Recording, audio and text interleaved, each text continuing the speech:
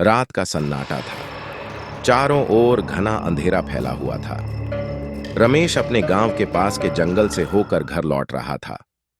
गांव वाले हमेशा उस जंगल से बचने की सलाह देते थे, क्योंकि वहां अजीब घटनाएं होती थीं।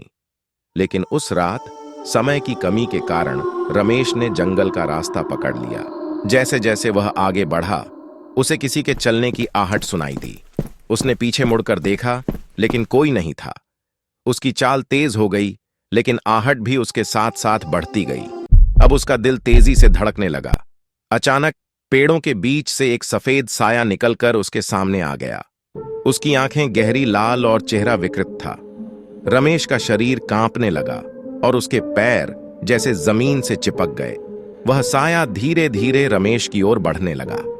रमेश की सांसें तेज हो गईं और उसने भागने की कोशिश की, लेकिन पैर जैसे जवाब दे गए।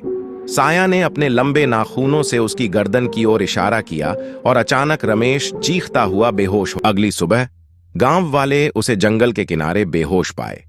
उसके चेहरे पर डर की परछाई अब भी दिखाई दे रही थी। रमेश ने फिर कभी उस जंगल का रुख नहीं किया।